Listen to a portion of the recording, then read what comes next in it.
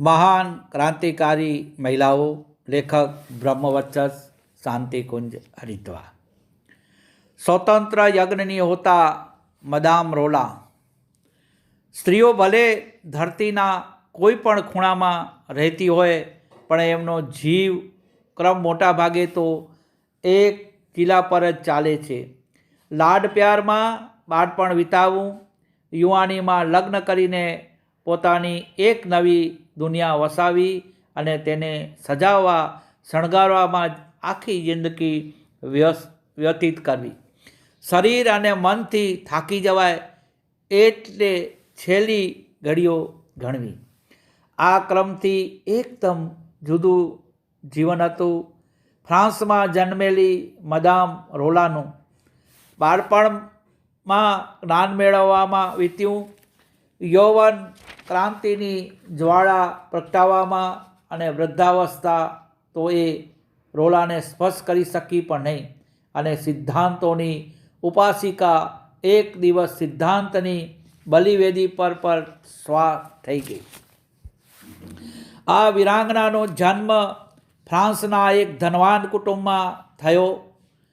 તે પિતાની એકની એક પુત્રી, ઘરના દરેક ખૂણામાં એના માટે પ્રેમના પુષ્પોનો અંબાર લાગેલો હતો, પરંતુ એને આ બધું ગમતું નહોતું. એ સુખ સગવડ એને કાંટાની જેમ વાગતા હોય એ લાગ્યું હતું. એને લાગતું કે ઐશ્વર્ય વૈભવ ગરીબોની મજા ઉડાવી રહ્યો છે. મદામ રોલાની બુદ્ધિ એટલી તીવ્ર હતી કે યુવાવસ્થામાં તેણે સંગીત, ઇતિહાસ, દર્શનશાસ્ત્ર, ચિત્રકળા, નૃત્ય તથા વિજ્ઞાનમાં સારું એવું જ્ઞાન મેળવી લીધું હતું. તે પોતાનો બધો જ સમય જ્ઞાન મેળવવામાં લગાડતી અથવા સામાજિક પરિસ્થિતિઓના અધ્યયનમાં. માતા પિતા રોલાને શુભ વિવાહ કરવાની આજ્ઞા લઈને બેઠા હતા. એક રૂપાળો, સ્વસ્થ અને ધનકુબેર વર શોધવામાં આવ્યો, પરંતુ જ્યારે રોલાને એ માટે પૂછવામાં આવ્યું ત્યારે તેણે સ્પષ્ટ ના પાડી દીધી અને કહ્યું કે મારે કોઈ ધનવાન સાથે વિવાહ કરવો નથી. રોલાના આ જવાબથી પિતા પણ દુઃખી થયા, પરંતુ તેણે પોતાનો નિર્ણય બદલ્યો નહીં. એના મગજમાં તો દેશમાં ફેલાયેલી અરાજકતા પ્રત્યે ઊંડો વિદ્રોહ જાગી રહ્યો હતો. સૌભાગ્યથી એ દિવસોમાં એને એક પાર્ટીમાં જવાનું તક મળી ગઈ. ત્યાં જઈને તેણે દ્રશ્ય જોયું, એનાથી તેનું હૃદય રડી ઉઠ્યું. ત્યાં બધી સ્ત્રીઓ કિંમતી વસ્ત્રો તથા કિંમતી ઘરેણાં પહેરીને આવી હતી. નોકરો કડકડતી ઠંડીમાં પણ ખુલ્લા શરીરે સેવા કરી રહ્યા હતા. એમનું આજ્ઞા પાલનમાં થોડી પણ વાર થઈ જતી તો તમાચા મારીને એમના ગાલ લાલ કરી દેવામાં આવતા. મદામ રોલાને લાગતું હતું કે તમાચો એના ગાલ પર પડી રહ્યા છે. બીજી વાર એને એક પાર્ટીમાં જવું પડ્યું. ત્યાં એણે દેખ્યું કે એક નોકરના હાથમાંથી દારૂની એક બોટલ પડીને તૂટી ગઈ. પાસે બેઠેલા આગંતુકોએ કહ્યું કે બહુ મોંઘો દારૂ હતો.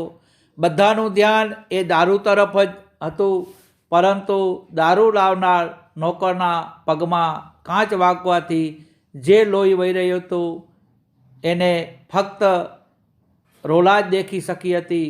બાકીના બધા તો એને ગાળો દઈ રહ્યા હતા અને મારી રહ્યા હતા.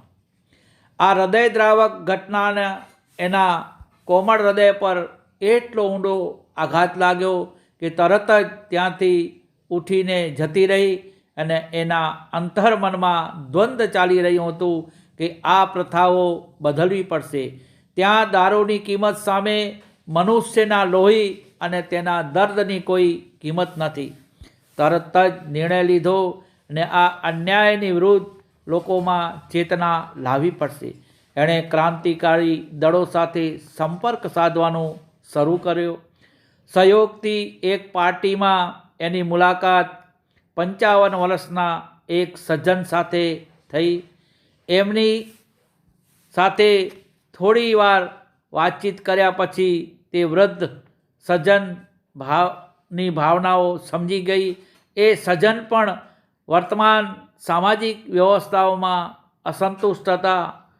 થોડા વધુ પરિચય એણે જોયું તો તેના વિચારોની પૂર્ણતા આ મહાપુરુષમાં છે અને એણે પિતાજીને કહ્યું કે એણે પોતાને જોઈએ એવો વર શોધી લીધો છે.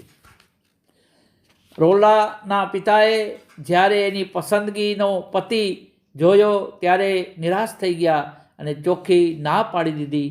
ક્યાં 55 વર્ષનો વૃદ્ધ અને ક્યાં એની લાડકી પુત્રી રોલા. એના ભાવિ જીવનની કલ્પના કરતાં જ કંપી ઉઠ્યા. પિતાજીએ ના કહ્યું એટલે રોલાએ પણ ના પાડી દીધી. ઠીક છે, મારે લગ્ન જ નથી કરવું. એને એક દિવસ રાત્રે ઘરથી એવી રીતે ભાગી કે મંદિરમાં જઈને તપસ્વીની જેવું જીવન જીવવા લાગી. રાત દિવસ ધાર્મિક ગ્રંથો વાંચતી. છેવટે એના પિતાને હાર માનવી પડી અને પસંદગીના વર સાથે લગ્ન કરાવ્યું. રોલા પોતાના પતિ સાથે એમિન્સ નામના શહેરમાં રહેવા લાગી. આ લગ્નથી એને સંતોષ અને તૃપ્તિ મળી અને ક્યારેય ઉંમરની અસમાનતા ખટકી નહીં. તેમના વિચાર પ્રમાણે લગ્ન શારીરિક મિલન નહીં પરંતુ આત્માના વિચારોનું મિલન હતું. તે તેણે પોતાના પતિને તન મનથી પ્રેમ કરતી હતી અને વિવાહ થયા પછી એના સિદ્ધાંતને વધુ બળ મળ્યું હતું. થોડા દિવસ પછી બંને એમિન્સ શહેર છોડીને પોતાને ગામ જતા રહ્યા. ત્યાં રોલાને ગરીબાઈને નજીકથી જોવાની તક મળી. ગામ લોકોની દુઃખદ સ્થિતિ જોઈને એના દિલનું દર્દ વધી ગયું. ઘા વધારે ઊંડા થઈ ગયા. એ દિવસોમાં ફ્રાન્સમાં રાજ્ય ક્રાંતિ થઈ ગઈ.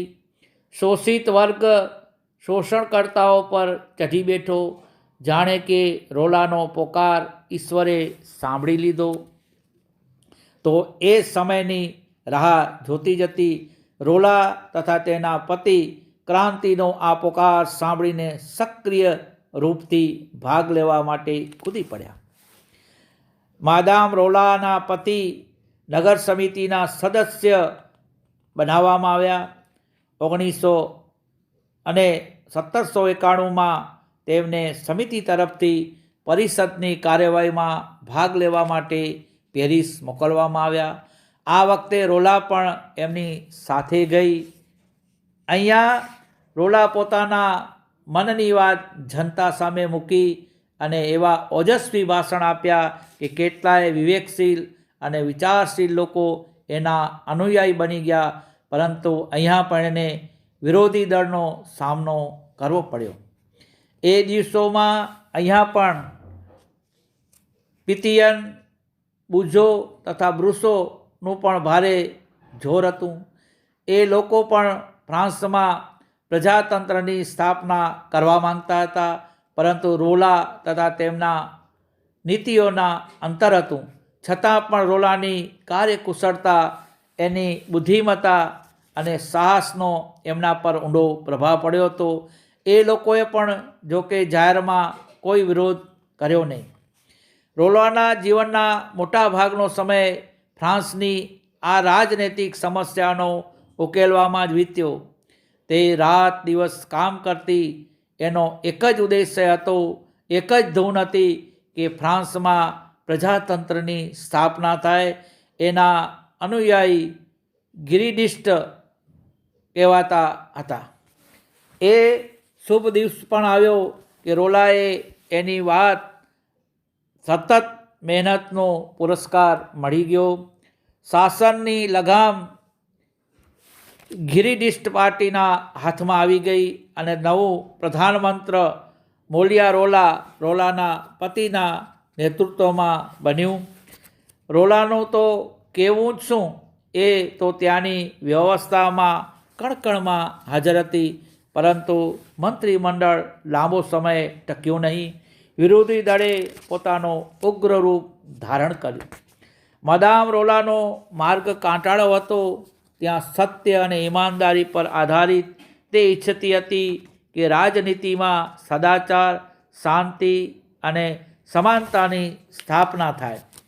એનાથી ઉલટું વિરોધી પાર્ટી બીજું કંઈક ઈચ્છતી હતી અને એનો રાજનૈતિક ગુંડાગીરી સિવાય બીજો કોઈ નહોતો. વિરોધી દળની શક્તિ વધી ગઈ અને શાસનની લગામ એના હાથમાં આવી ગઈ. છતાં પણ એને સંતોષ થયો નહીં. વિરોધીઓને હંમેશા ડર રહેતો કે ક્યાંક મદામ રોલાના નેતૃત્વ હેઠળ જનતા બળવો કરીને એમને સત્તામાંથી ઉતારી ન પાડે. હવે વિરોધીએ રોલા અને એના પતિની વિરુદ્ધ ષડયંત્ર રચ્યા. આડા અવળા આરોપ લગાવીને મદામ રોલાના પતિને કેદ કરી લીધા, પરંતુ પ્રમાણોના અભાવમાં એમનું કશું મળ્યું નહીં અને મોસિયા રોલાને નિર્દોષ જાહેર કરવામાં આવ્યા. એક દિવસ અચાનક પોલીસ આવી અને રોલાના ઘરેથી પકડી ગઈ. રોલાને કોઈ ચિંતા નહોતી. તે જાણતી હતી કે આવું તો એક દિવસ થવાનું જ હતું અને એક પણ શબ્દ બોલ્યા વગર પોલીસ સાથે ચાલી ગઈ. એણે ફક્ત એટલું જ કહ્યું, ક્યાં જવાનું છે? એને ટૂંકો જવાબ મળ્યો, જેલ. કોઈ પણ ગુના વગર જેલ શા માટે? થોડા સમય પછી એમને ખબર પડી કે તેનો અપરાધ છે રાજદ્રોહ. તે જાણતી હતી કે એને ફસાવાનું ષડયંત્ર છે, છતાં પણ તે ચૂપ રહી અને એનો આત્મવિશ્વાસ દૃઢ રહ્યો. પોતાની ઈમાનદારી અને દેશભક્તિ પર એને પૂરો વિશ્વાસ હતો. જૂઠ ક્યારેય સત્યને દબાવી શકતું નથી. સત્યના ઉપાસકને ભલે મારી નાખવામાં આવે. રસ્તામાં જતા એક અધિકારીએ મદામ રોલાને કહ્યું, તમે એક વીર અને સાહસિક મહિલા છો. ધૈર્ય અને શાંતિથી ન્યાયની રાહ જુઓ. ન્યાય?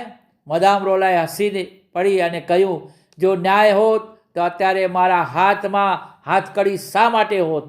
રોલાના પ્રશ્ન પર અધિકારી ચૂપ થઈ ગયો. જેલની એક અંધારી કોટડીમાં રોલાને બંધ કરવામાં આવી. ક્યારેય સૂર્યોદય થતો અને ક્યારેય સૂર્યાસ્ત એની રોલાને બિલકુલ ખબર પડતી નહીં. અને ક્યારેય કોર્ટમાં હાજર કરવામાં આવી. એક આદમી આવતો અને ભોજનની થાળી મૂકી ચાલ્યો જતો. એક શિયાળને કેદ કરીને એને નિષ્ક્રિય બનાવવાનો એક પ્રયાસ હતો. 24 કલાક કામ કરનારી રોલા આ નિષ્ક્રિયતાથી કંટાળી ગઈ અને તેની સ્થિતિ અસહ્ય હતી. કેટલીક વાર તો એટલી બધી ગભરાઈ જતી કે આ જીવનનો અંત કરવાનો વિચારતી. વિચાર્યું જ નહીં કે આત્મઘાત કરવાનો પ્રયત્ન પણ કર્યો. એક દયાળુ કર્મચારી પાસે ઝેરનો પ્યાલો મંગાવ્યો. મોં પાસે લઈ જતાં જ અંદરથી અવાજ આવ્યો, આ તો કાયરતા કહેવાશે. બીજી જ ક્ષણે એણે પ્યાલો હાથમાંથી પડી ગયો. ફેંસલો આવી ગયો, પ્રાણદંડ. અદાલતમાં કેસ કર્યા વગર જ પ્રાણદંડ. 18 નવેમ્બર 1792 આ તિથિ હતી એના બલિદાન દિવસની. એ જ સ્થિર ચિત્ત અને શાંત ભાવથી ચહેરા પર અલૌકિક હાસ્ય હતું, જાણે કોઈએ એને ખુશ ખબર ન સંભળાવી હોય. આ વખતે એને અનહદ આનંદનો અનુભવ થયો. ફાંસી પર ચડતા પહેલાં દીર્ઘ શ્વાસ છોડતા કહ્યું, કાયદાના નામ પર મનુષ્યએ ક્યાં ક્યાં અપરાધ કર્યા. સ્વતંત્રતા મેળવવા માટે પોતાના પ્રાણની આહુતિ આપનાર નારીને રાજદ્રોહનો એક પક્ષી આરોપ લગાવીને ફાંસીના માચડા પર ચઢાવવામાં આવી. મદામ રોલાની આ ઘટના સાંભળીને મહાન વિચારક, નાટ્યકાર મોરિસ મેટર લિંકની આ પંક્તિઓ અચાનક યાદ આવી જાય કે ક્રાંતિની ગતિ માયાવી હોય છે. મેં ક્રાંતિને ક્રાંતિ કરનારાના લોહીથી તૃપ્ત થતા જોઈએ.